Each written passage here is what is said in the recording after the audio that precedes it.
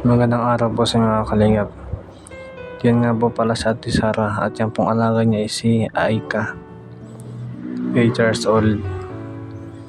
Dalawa po inaalaga yung anak. Yung isa po PWD, tapos yung isa po ay baby pa. Siya po nag-aalaga dyan kahit pa paano po kinakain niya para sa kanyang mga anak. Siya din po nag-aasikaso ng bahay. Siya po lahat ang gumagawa. Yung asawa naman po niya is nasa Manila. Sa trabaho.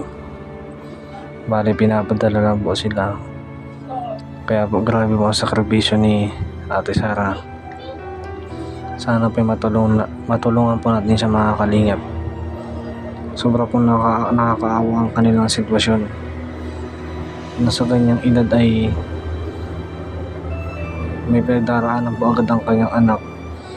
Bali 8 taon na po yung ganyan, may sakit na madalas pong tumara mga kalingap, kaya po nakakaawang maigi. Grabe po mga kalingap. Panoorin po natin ang buong video para po malaman natin ang buong kwento nila. Sasalaysay po nila sa atin para po malaman po ng lahat kung anong pinagdadaanan niya. Para po sa mga kalingap, andito po ako sa bahay nila na anak kong PWD. So yun po, para po at sabi po natin sila kung anong pinagdadaanan po nila sa kanilang buhay, ang mga sitwasyon nila dito, nakakalingap ang po ang bahay nila. So magandang araw po. Ayun sa atin. Ayun po. Ako po yun. Tiyo. Medyo lang po nila. Ayun po. So ate, yan po ang anak mo na na PWD. So ano pong niya? Napano po yan kung ba't nagkaganyan? Tumatarak. Natarak po siya? Opo. Kasi yan na. Ano po yan? Ano niya? Since birth na siya? Siya. Baby. Wow, naman. Lalay. Yan po mga kalingap. Tingnan ikaw. Hindi po siya nakakalakad o hindi? Hindi po. Hindi na. Para subukan kamay. Ganyan po talaga siya Mm. So ano po kayong magiging gawin niyan kay sa anak mo po kaya? Pinadala niya na po sa sa ospital ganyan. Sa diet po. Dahil Sa Euro daw. Euro? May Euro daw sa diet eh. So, Sa tignan. psychiatrist po. Wala. Ano pong sabi? Ganito na lang daw siya habang buhay. Alagaan na lang. Kaya naman po siya. Wala na po yung paraan. Yun sa. Wala daw. Ganun po yun. So ilang taon na po yung anak mo? Wala po. 8? Kamusta naman po kayo dito? Ano po? Ayan si ate. Ano po yan? Okay. Baby. So, malapit sa 20 po ay okay lang po natin dalhin siya sa Paracali. Papatingnan po natin doon. Sige po. Malapit sa 20. Kasama. Tatawag ka. Libre na po kasi ang gamot doon tsaka check up. Kaya walang problema. Okay. Bali, service na lang po ang kulang natin. May service naman po tayo dyan. Okay. So, ilan taon na po siya ngayon? Isang taon? Wala pa. 8 pa lang po. Kailan po nasimula kaya? 1 taon pa lang siya, nagkaganyan na siya. Ba't po nagkaganyan siya? Yung anak? Kasi nung mag-1 taon yan, inabot siya nilagnat siya nung. Tapos, biglang ganun, tumarak siya. Tumarap po. Doon na po nag-umpisa. Ganun nag-umpisa. Palagi na yung ganun.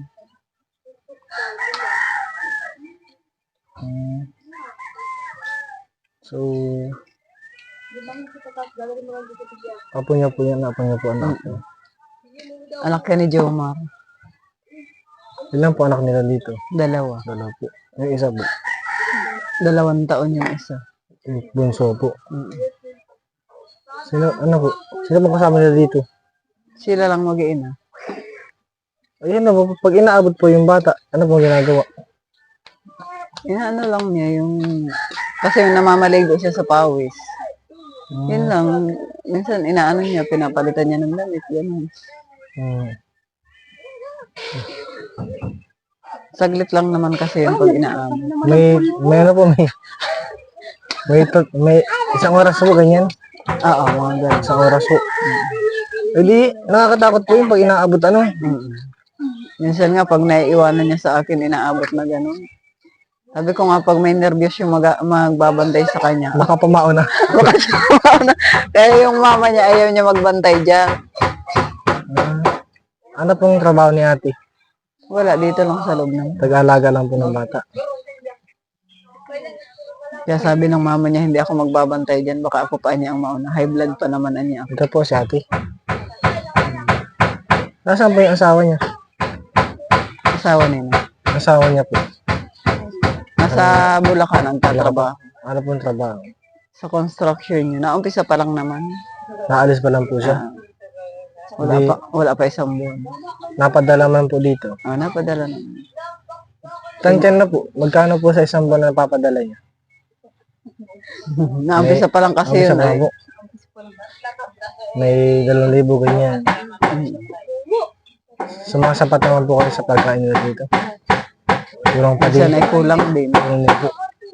Buti po andyan kayo lula. Ano, umaalala po sa anak? Kasi nagda-diaper pa yung dalawa, di kulang din yun. Ay, paras po na Diaper kasi yung dalawa na yun. Kulang din. Yung 2,000 na yun. Pwede niyo po sa akin kwento kung anong, ano ba po, sila na mag-ina dito. Ano po mga kadalasan nangyayari? Pag sila lang po dito, Yun lang naman yun ang lagi niya. problema po ano. Pag nakain po siya, paano po pinapano pagkain niya? Yung pagkain.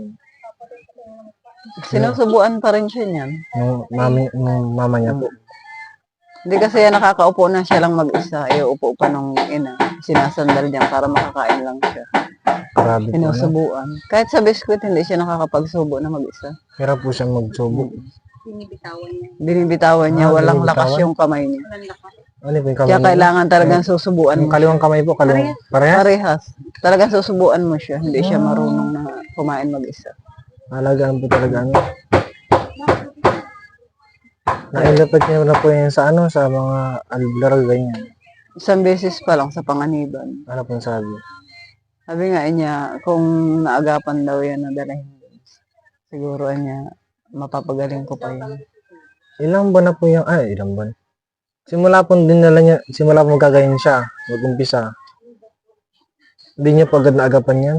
Hindi. Mga ilang taon po bago nadala na ganyan ang sitwasyon. Kailan lang namin nadala yan? Nung nakaraan lang, parang nung nakaraan taon lang. Karang taon lang po. Sa beses lang namin nadala yan. 7 taon na po siyang ganyan, saka niya nadala lang sa albularyo. Kaya nga sabi nung albularyo, dapat ay niya naagapan ninyong dalhin dito para napagaling ko. Sabi niya.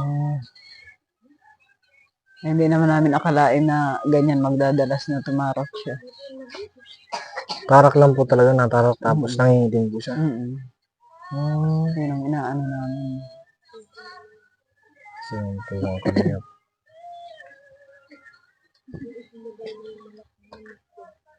Ano pangalan po pala ni ate? Saka ng anak niya? Ito, Ano si Sarah. Sarah po, tapos sino po? Yung anak niya po. Si Jomar. Yung anak niya po may Si sakit. Aika. Aika po, si Aika.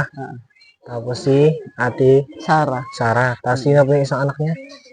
Si Isabel. Bali, 3 po lang Tatlo sila sa silang bahay. magkakasama. Eh, buti po, andito lang po kayo sa, andito lang ba niyo pa, no? Ayan sa tapat. Katapatan lang po pala kayo, no? Tinatara kakatakot yan. Baka pumaan na lang. Kaya ayun nga ang kinatatakot namin. Hindi inaasahan. Yun nga ang kinatatakot namin. Kung walang taon na pong ganyan, mahirap-hirap na po tayo, ano? Ay, talaga. Hirap na.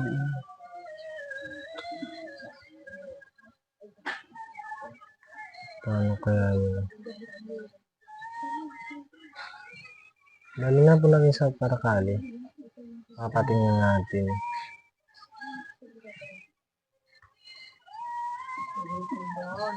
Nakakapagluto man po siya, nakakapaglaba, ganyan. Pag dito, Nakakapagluto naman siya. di sa'yo po, ikaw muna pag-alaga. Pag magawa. Pagka gising yung isa niya, nagluluto siya. Ang ginagawa niya, pag tulog yung bunso niya, saka siya nakakapaglaba. Binabantayan ko yung dalawang bata. Ganun Grabe. lang yan. Pag wala yung asawa. Kanina na po ninyo ilapit siya para mapagaling po yung apo ninyo. Wala pa po hindi lalapitan. Wala pa. Sa ano po, sa kahit Christmas. Ano. Wala pa, di pa kami nakakalapit sa mga ganyan.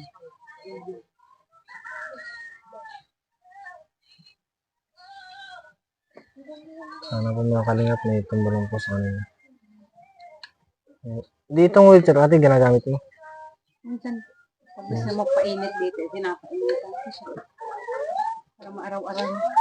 Ilang taon na nga si Aika? Ilang taon? Walo. 8. So yun po mga kalingap. Kahit po alalayan siya, di niya po maitayo yung paa niya. Nanginginig. Nanginginig yan. Dati nakakatayo siya dyan. Kaso maya nanginginig na siya. Kaya hindi siya natagal na makatayo. Hindi niya po kayo mayabara sa katawan niya. Hindi. Kawa na. Kaya talagang lagi nakahiga siya.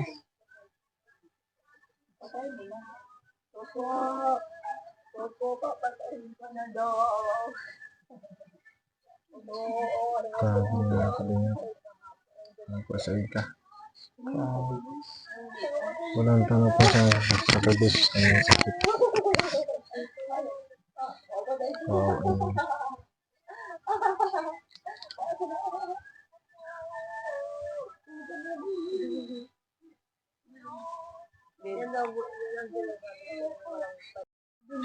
Ano ate?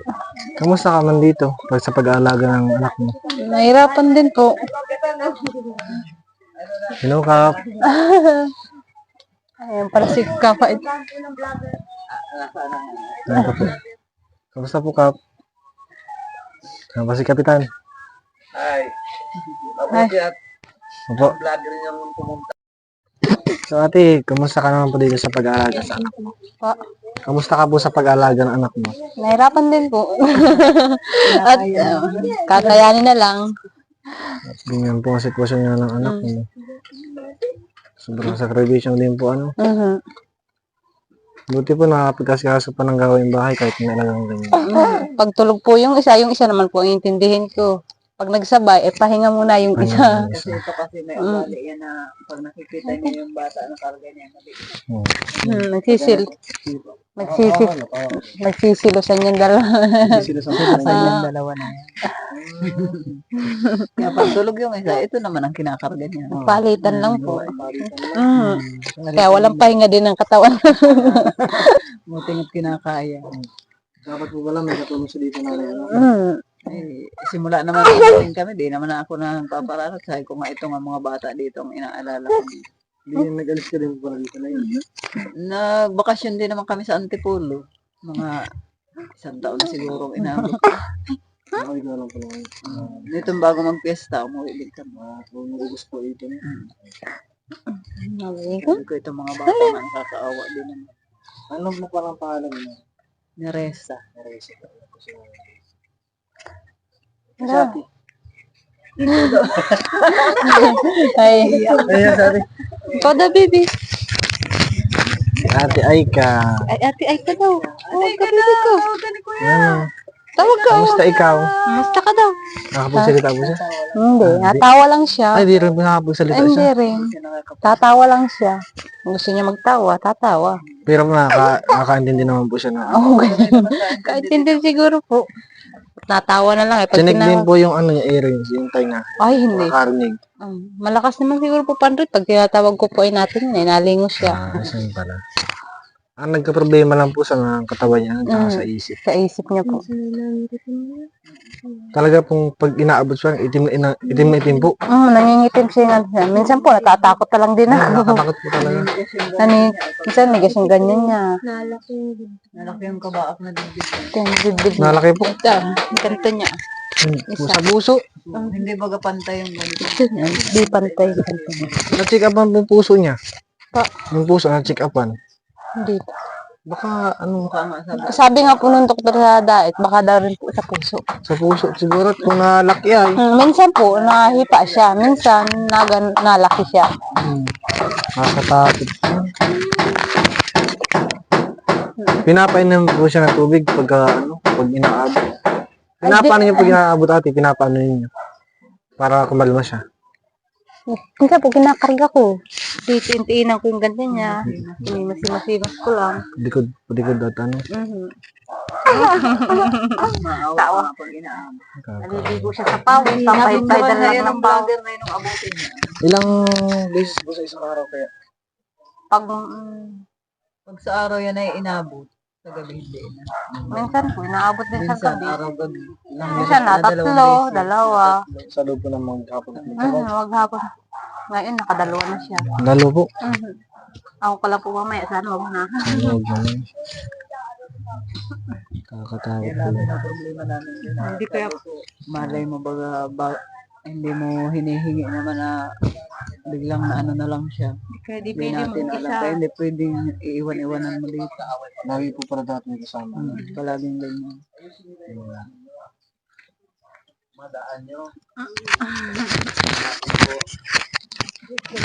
So,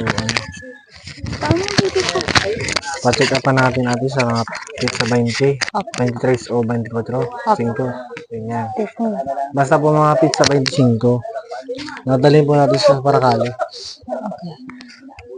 Chikutan baga po kung malaman kung ano talaga yung sakit.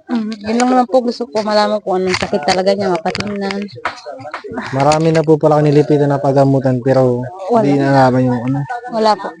Albularyo, doktor ng ano sa kanya. Wala nang, hindi po nalaman. Wala po. Euro talaga po ang pinapano na sa amin. Euro Psychiatrist. Aha.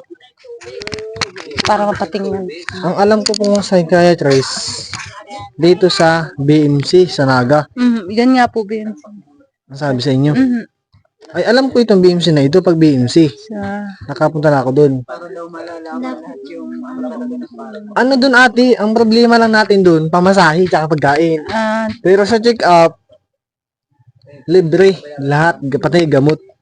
Pero pinakamainam natin munang gawin sa Paracali. At yung nagjo-duty sa Paracali, Wala na yung ano, may referral na ito papunta doon na wala.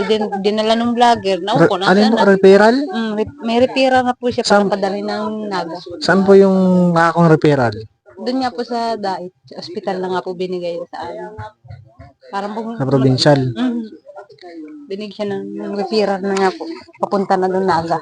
Pwede po natin mahingi niya ng PWD kung sakala may bilang pag-bilang gamot, baka ka-discount po tayo. Meron po ako.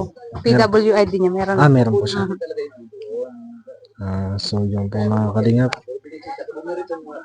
Pag hindi po nadali sa Paracali, nadali natin sa BMC, Naga. Siya po. Hindi po, sabi Pedja, hindi po sa Pedja. Ano? BMC. BMC. Bicol Medical Center po yun. Ano?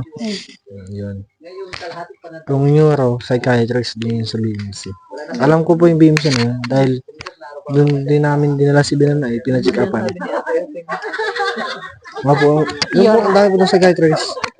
Tapos ate dapat, kung sakaling matching po may doktor na Amerikano, dapat maalam tayo mag-English. Marunong. Oo. Ano doon, mga ibang lahi doon ang psychiatrist ate. Hindi na. Oo, ibang lahi. Pero, meron dong isang Pilipino. Guide na lang. Oo. Pasyenda naman sila. Kaso, bawal kasi mag-video sa loob. Kaya hanggang labas na tayo. Video ko man dapat. Dapat talaga ay, mapunta doon is maagap. Sobrang agap. Kung may iwanan nga lang si Sabil dito, nag-aabuso kasi si Sabil pag Opo, sama na po natin. So, pag di na kayo sa Paracali, kaya ka mo servisan hanggang Paracali. Pero pag hindi kinaya sa Paracali, BMC tayo. Gasolina lang kay Kap, tapos driver yun lang sa pagkain, yun lang naman. Libre. Oo. So, yan po mga kalingap. Makamot eh.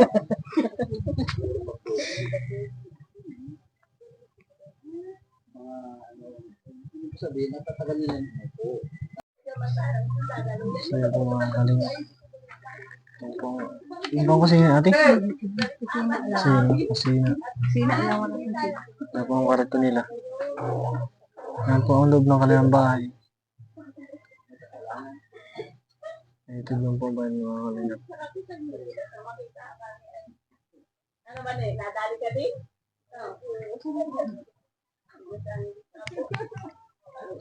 Ang dami na dito ba?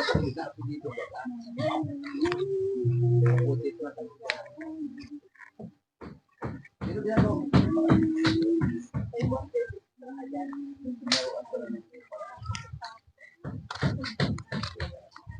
Tapos tatay. Ang kinatatakot ko, ano man, mansion naman ang bahay na yan. Ayusin ang buhay natin. Sabi niya ito.